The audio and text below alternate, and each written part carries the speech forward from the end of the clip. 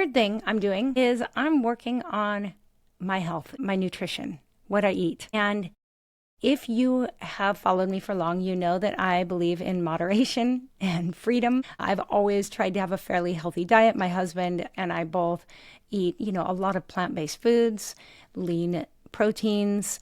We're pretty careful with our diet normally, but I do tend to get lazy. And if you've read my book, The Secret of Your Naturally Skinny Friends, the super fun news this week, hopefully if everything goes as planned, it will be available in audio version. It's super short and sweet. It is my story of overcoming obsessions with food, my body, my weight, all of that, and finding freedom and landing at my ideal weight and staying there literally through 2 more pregnancies and 20 more years. So this all happened 22 years ago. So I'm really, really grateful for my freedom. And with that freedom, I have never followed a diet. I don't want to ever follow a diet plan again. But what's cool is because I'm free, it allows me to now think about food and think about my health for health reasons, literally. Whereas in my earlier years, I might have said, I want to be healthy, but the true motivation was I want to lose weight. I want to be thin. I want control, right? Now I'm like, actually, I'm making choices because I literally want to avoid heart disease.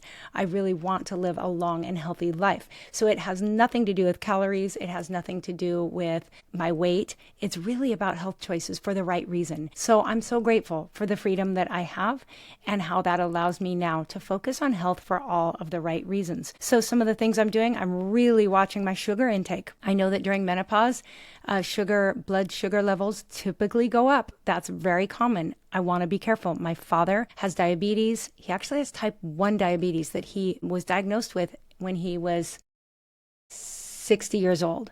So that was probably an autoimmune thing. I'm not sure. It was a unique situation, but he is insulin dependent diabetic, and he and I both agree, I don't want that. And so I'm wanting to be really careful with my sugar intake. I'm eating more fiber. That's good for everyone. And really trying to up my protein. We all know that our protein intake needs to go up as we age. We lose muscle mass very quickly, supposedly starting like in your 30s maybe, but I think 40s and 50s especially. So I am eating more protein, being really intentional, adding tofu, eggs. Thankfully, we have chickens that lay eggs, cottage cheese, Greek yogurt, those kinds of things, trying to not just go for quick, easy carbs, but really leaning into proteins more. So that's been really good for me. And the good news is when you eat protein, it does help you stay satiated. You feel fuller for longer. So those are all health-related choices I'm making in the new year. I don't track. I don't write down what I eat. For some people, I know that's helpful. I personally don't do it, again, for all the reasons in my book, The Secret of Your Naturally Skinny Friends. And what's fun is with it is a PDF download you can get of the whole thought diet, which is the second half of the book. It's for people who have kind of gotten used to relying on diets to tell them what to eat. They feel a little bit out of control when they move away from diets. And so I give a PDF where you can follow 30 days of a thought diet, where you're really learning to reprogram the way you think, giving yourself some scripts, breakfast, lunch, and dinner, morning, noon, and evening. And the thought diet's been really popular.